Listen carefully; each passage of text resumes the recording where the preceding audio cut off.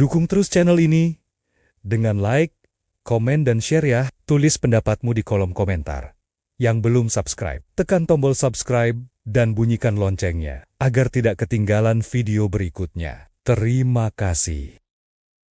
Pernahkah kamu membayangkan setiap paginya gimana sih sebuah negara mengelola dan mendistribusikan uang? Yang jumlahnya triliunan rupiah ya, pastinya. Iya, triliunan rupiah. Untuk memastikan jutaan anak bisa tetap belajar di kelas setiap harinya. Coba deh kamu pikirkan sejenak. Uang pajak yang kamu bayarkan bulan lalu, sebagiannya mungkin hari ini lagi dipakai buat menghidupi sebuah kelas kecil beratap rumbia di ujung Papua. Atau membelikan buku digital untuk anak SMK di tengah kota Jakarta. Nah, persis. Jadi ini tuh bukan sekedar uang jajan harian atau uang kas kelas biasa kan? Ini adalah urat nadi masa depan bangsa kita. Halo semuanya, dan selamat datang di sesi eksplorasi mendalam kita kali ini. Senang banget bisa kembali nemenin kamu. Senang bisa mulai bedah topik yang krusial ini. Hari ini kita punya sebuah dokumen tebal di atas meja. Judul resminya, Peraturan Menteri Pendidikan Dasar dan Menengah Nomor 8 Tahun 2026 tentang petunjuk teknis pengelolaan dana bantuan operasional satuan pendidikan. Atau yang lebih akrab di telinga kita itu? Dana BOSP ya? Betul, dana BOS. Nah, kalau kamu berpikir, wah ini cuma tumpukan kertas birokrasi yang bikin ngantuk, tahan dulu. Misi utama kita hari ini tuh bukan buat membacakan pasal demi pasal yang membosankan. Karena itu pasti sangat melelahkan buat pendengar. Jelas. Misi kita adalah menerjemahkan dokumen teknis ini buat melihat sebenarnya kemana sih arah pendidikan Indonesia bergerak. Dan gimana aturan ini memaksa sekolah untuk beradaptasi. Tepat sekali. Dan yang paling memukau di sini adalah bagaimana dokumen yang sepertinya cuma berisi panduan akuntansi dan angka-angka ini, kalau kita telusuri lebih dalam, sebenarnya merupakan sebuah instrumen rekayasa sosial atau social engineering.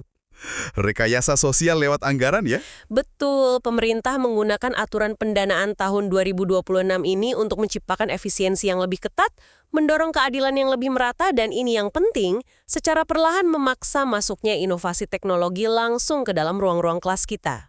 Menarik banget. Jadi ini semacam cara negara mendesain masa depan, tapi lewat jalur anggaran. Dan buat kamu yang lagi dengerin, meskipun kamu mungkin bukan kepala sekolah atau birokrat, pemahaman ini tuh penting banget. Sangat relevan bagi siapapun yang peduli sama kemajuan SDM atau teknologi kita. Benar. Membedah aliran dana ini bakal ngasih banyak momen aha ke kamu tentang gimana sistem pendidikan kita lagi bertransformasi di era digital. Kalau kita mau tahu negara serius atau enggak, ya cukup ikuti kemana uangnya mengalir. Oke, mari kita bedah sama-sama anatomi BOSP ini. Dana ini kan mencakup PAUD, SD, SMP, SMA, SMK, sampai ke kesetaraan. Yang dulu sering kita sebut kejar paket itu ya? Iya, kejar paket. Tapi yang saya catat di sini, uangnya itu nggak dibagi rata secara buta ke semua sekolah. Karena pendekatan bagi rata itu sudah sangat usang. Dokumen ini membagi dana tersebut ke dalam 3 jalur atau 3 kategori utama, yang masing-masing punya filosofi yang beda. Oke, kita urai satu-satu ya. Jalur pertama ini namanya BOSP reguler. Kalau saya analogikan, ini kayak bensin utama buat operasional harian sekolah.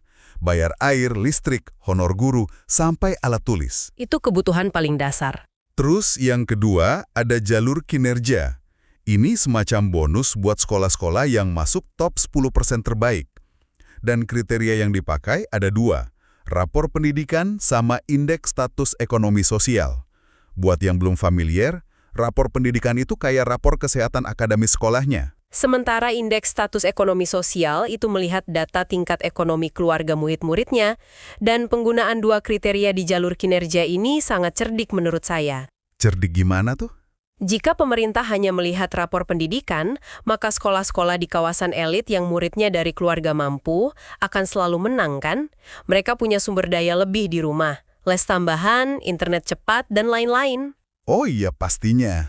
Nggak apple to apple jadinya kompetisinya? Pemerintah pada dasarnya memberikan apresiasi kepada sekolah-sekolah yang mungkin murid-muridnya berasal dari latar belakang prasejahtera. Tetapi sekolah tersebut berhasil mendongkrak prestasi mereka secara signifikan. Ini adalah insentif untuk kerja keras yang sesungguhnya. Masuk akal. Jadi ini bukan cuma ajang unjuk gigi sekolah-sekolah elit kota aja ya. Nah, jalur yang ketiga ini, yang namanya BOSP afirmasi, Ini tuh pasukan penyelamat yang difokuskan untuk daerah khusus, kayak sekolah di daerah terpencil, perbatasan, pulau terluar, atau wilayah bencana. Jika kita kaitkan ini dengan gambaran besarnya, ini adalah bukti kalau pembuat kebijakan menyadari satu realitas fundamental. Tantangan finansial yang dihadapi SD di pelosok pegunungan yang jalanannya saja masih tanah, itu tidak bisa disamakan dengan tantangan SD unggulan di Jakarta Selatan. Jelas beda bumi dan langit tantangannya. Makanya ada prinsip fleksibilitas berhadapan dengan target yang tepat sasaran. Jalur kinerja memicu iklim kompetisi, sedangkan jalur afirmasi adalah jaring pengaman absolut agar geografi tidak menjadi alasan seorang anak putus sekolah. Ngomongin soal jaring pengaman di daerah terpencil nih, ada satu detail spesifik yang bikin saya cukup kaget. Soal jaminan batas minimal murid. Biasanya kan dana itu dihitung per kepala murid ya. Iya, dana dikalikan jumlah siswa. Tapi masalahnya, kalau sekolah kecil di pedalaman gimana?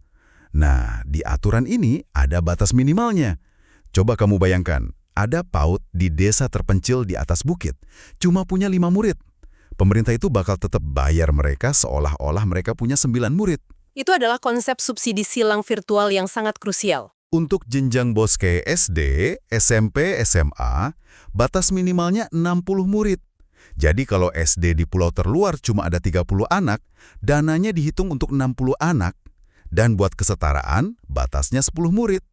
Kebijakan batas minimal murid ini secara harfiah menyelamatkan sekolah-sekolah kecil itu dari kebangkrutan operasional. Kalau pendanaannya kaku murni berbasis jumlah kepala, sekolah dengan 10 murid tidak akan pernah punya cukup uang untuk membeli buku atau sekedar memastikan kapur tulis tersedia. Nggak akan nutup ya biaya operasional tetapnya. Benar. Dengan mematok batas minimal, negara menjamin sekolah terpencil tidak mati hanya karena kekurangan populasi penduduk. Nah, disinilah bagian yang sangat menarik. Kita udah paham uangnya dari mana dan filosofinya. Sekarang, daftar belanja masa depannya. Uang triliunan ini boleh dipakai beli apa aja. Pendekatannya ternyata cukup ketat. Ada persentase belanja yang sifatnya wajib dan ada yang dibatasi. Iya, contohnya minimal 5% dari dana reguler PAUD, dan minimal 10% untuk jenjang BOS, itu mutlak wajib dibelikan buku. Di sisi lain, pemeliharaan bangunan fisik dibatasi maksimal cuma 20%. Terus untuk gaji guru honorer, maksimal 20% buat sekolah negeri, dan 40% buat sekolah swasta, PAUD sama kesetaraan. Pembatasan presentasi ini sebenarnya sengaja dipasang agar sekolah tidak lepas kendali. Betul, saya juga mikir gitu. Kalau nggak dibatasi, kepala sekolah bisa aja pakai 80% dananya cuma buat ngecat ulang tembok sekolah, kan? Analogi mengecat tembok itu sangat tepat. Batasan maksimal 20% untuk fisik itu adalah cara pemerintah pusat mengatakan fokuslah pada otak murid bukan sekedar pada batu bata bangunan. Fokus ke literasi dan kompetensinya ya. Tepat, dana ini dirancang murni untuk operasional pembelajaran. Kewajiban menyisihkan uang untuk buku memastikan bahwa sumber literasi utama selalu diperbarui, apapun kondisi keuangan sekolah tersebut. Dan bicara soal pembelajaran, saat saya baca detail barang dan jasa yang boleh dibeli, ini gila sih, sangat futuristik buat ukuran dokumen pemerintah. Uang BOSP ini secara eksplisit boleh dipakai buat beli buku digital atau e-book, langganan platform Learning Management System atau LMS. Tidak hanya itu, ada anggaran untuk pelatihan juga. Nah, itu. Dana ini dilegalkan untuk membiayai pelatihan pembelajaran coding dan pemecahan masalah berbasis komputasi atau STEAM untuk guru. Dan yang paling mencolok, pelatihan kecerdasan artifisial atau AI buat gurunya.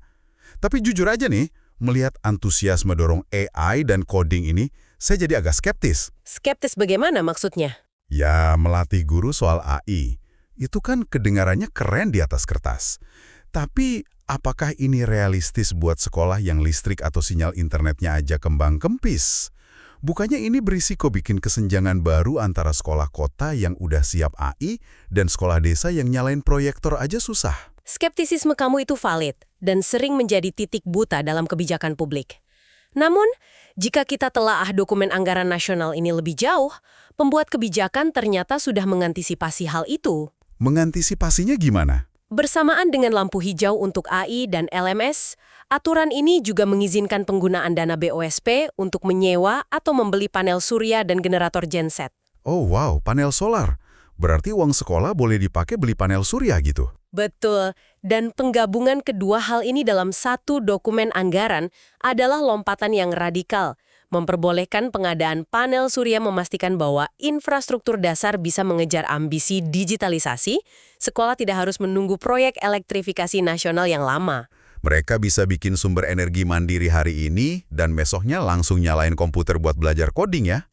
Tepat, mewajibkan opsi pelatihan AI membuktikan kesadaran bahwa untuk mendidik generasi abad 21, gurunya harus didorong keluar dari zona nyaman pendidikan tradisional. Ini benar-benar meruntuhkan batasan konseptual antara sekolah desa dan kota.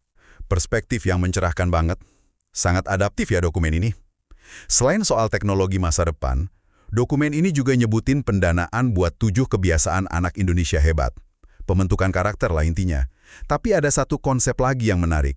Namanya program pengimbasan. Ini juga salah satu solusi yang sangat brilian dari kementerian. Jadi sekolah-sekolah juara yang dapat dana kinerja tadi, mereka diwajibkan ngelatih dan membina sekolah-sekolah lain di sekitarnya. Kayak gotong royong gitu. Konsep pengimbasan ini adalah solusi dari masalah klasik birokrasi, yaitu soal skalabilitas. Daripada kementerian di pusat pusing memikirkan cara melatih puluhan ribu sekolah yang pastinya sangat lambat dan mahal, mereka mendesentralisasikan kepakaran tersebut. Memberdayakan sekolah juara di level lokal ya. Benar, ini bukan sekedar gotong royong, tapi strategi membangun ekosistem kolaborasi. Sekolah tidak sekedar saling sikut untuk jadi nomor satu, tapi yang juara diwajibkan menarik tetangganya ke atas. Sangat elegan sistemnya. Oke, kita udah bahas uangnya dan daftar belanjanya. Sekarang, bagian yang mungkin paling menegangkan. Aturan main, tim investigatif, dan daftar larangan. Karena di mana ada uang triliunan, di situ pasti ada potensi kebocoran kan? Pengawasan adalah kunci di sini. Gimana nih mekanisme pertahanannya? Di tingkat sekolah, uang ini dipegang sama tim bos sekolah yang dipimpin kepala sekolah dan dibantu bendahara. Tapi ada kewajiban susunannya harus ditambah. 1 guru, 1 anggota komite sekolah, dan 1 orang tua murid yang nggak boleh punya konflik kepentingan. Kehadiran orang tua murid dan komite yang independen ini adalah inti dari mekanisme check and balance tingkat akar rumput. Tiba-tiba orang tua murid punya semacam kuasa veto ya? Tepat. Ini mencegah keputusan finansial sepihak di balik pintu tertutup. Transparansi ditegakkan di meja rapat sekolah. Nah, melihat daftar larangannya, ini yang lumayan bikin ketawa getir sih. Banyak banget red flags atau hal-hal yang diharamkan dengan uang BOSP ini. Pertama, dilarang mentransfer ke rekening pribadi. Kedua, dilarang meminjamkan atau membelikan instrumen investasi. Jadi kepala sekolah nggak boleh main saham atau kripto pakai uang sekolah. Itu udah pasti pelanggaran berat. Ketiga, dilarang bangun gedung atau ruangan baru. Ingat, ini murni dana operasional, bukan modal konstruksi. Dan keempat, ini yang bikin saya mikir keras. Dilarang menyewa atau membeli software khusus pelaporan keuangan. Larangan spesifik tentang software itu sangat menarik untuk dibahas. Kenapa hal sedetail itu harus dimasukkan ke peraturan menteri? Apa karena banyak pungutan liar berkedok inovasi IT yang nyasar ke sekolah-sekolah? Kesimpulan kamu sangat tajam. Memang itulah realitas di lapangan. Di masa lalu, sering muncul pihak ketiga yang menekan sekolah untuk membeli aplikasi pelaporan berbayar, padahal pemerintah sudah menyediakan aplikasinya secara gratis. Jadi ini cara kementerian memotong pungutan liar berkedok software ya? Terus soal larangan bangun gedung baru tadi? BOSP ini ibarat bensin untuk mobil yang sudah ada. Kalau kamu mau beli bodi mobil baru, itu ranahnya dana belanja modal dari pemerintah daerah, bukan mengambil dari jatah beli buku murid. Masuk akal. Tapi aturan larangan ini kan biasanya cuma dianggap angin lalu kalau sanksinya nggak jelas. Nah, apa sebenarnya makna dari semua aturan ini? Gimana pemerintah memaksa ribuan sekolah untuk disiplin? Jawabannya ada pada sistem sanksi pemotongan dana atau penalti. Betul, sistem denda keterlambatan. Ini sistemnya udah kayak argo taksi yang terus jalan. Makin lama telat lapor, makin besar potongan dana tahap berikutnya. Buat kamu yang dengerin, kalau sekolah telat lapor di Februari, dananya dipotong 2%. Telat Maret, potongannya 3%. Telat April sampai Juni, dipotong 4%. Dan ada puncaknya yang sangat tegas. Ya, puncaknya, kalau lewat dari 25 Oktober buat tahap 1, atau lewat 25 Juni buat laporan tahun sebelumnya, dana bisa hangus total. Nggak disalurkan sepeser pun. Sanksi pemotongan yang eskalatif itu adalah penerapan behavioral economics. Pemerintah memberikan tekanan psikologis yang perlahan meningkat. Bayangkan kepanikan kepala sekolah melihat persentase denda yang membesar tiap bulan. Kalau sampai 100% hangus sih, kejem banget kedengarannya. Terdengar kejam, tapi esensial. Uang pajak masyarakat tidak boleh mengalir ke institusi yang menolak untuk mempertanggungjawabkan penggunaannya. Setuju banget. Setelah membedah semua ini, mulai dari jaring pengaman PAUD di gunung, pelatihan AI, panel surya, sampai denda argo taksi tadi, bisakah kamu merangkum esensi dari eksplorasi ini? Regulasi ini menunjukkan betapa kompleksnya menyeimbangkan 3 hal. Pertama, ketertiban birokrasi. Kedua, pencegahan korupsi di level akar rumput. Dan ketiga, dorongan untuk berinovasi dan fleksibilitas teknologi. Dokumen ini berusaha mengontrol tanpa mencekik kreativitas sekolah. Nah, disinilah kita kembali ngomong langsung ke kamu, para pendengar. Kenapa sih kamu harus peduli sama petunjuk teknis ini? Jawabannya simple, karena ini uang pajak kamu. Memahami aturan ini bikin kamu jadi warga negara yang jauh lebih kritis. Pengetahuan teknis ini adalah alat kontrol sosial yang real. Biar saya kasih contoh nyata.